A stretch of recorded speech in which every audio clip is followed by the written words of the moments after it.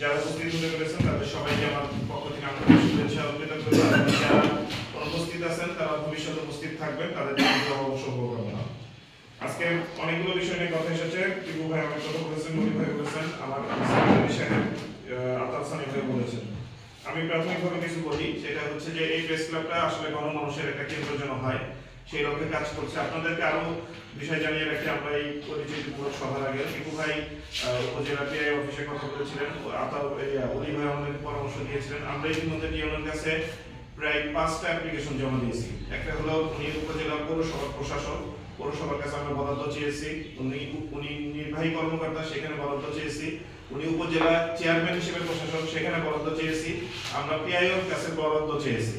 একই সাথে আমরা জেলা পরিষদের কাছে নতুন একটি অডিটোরিয়ামের জন্য 50 লক্ষ টাকার বরাদ্দ চেয়েছি।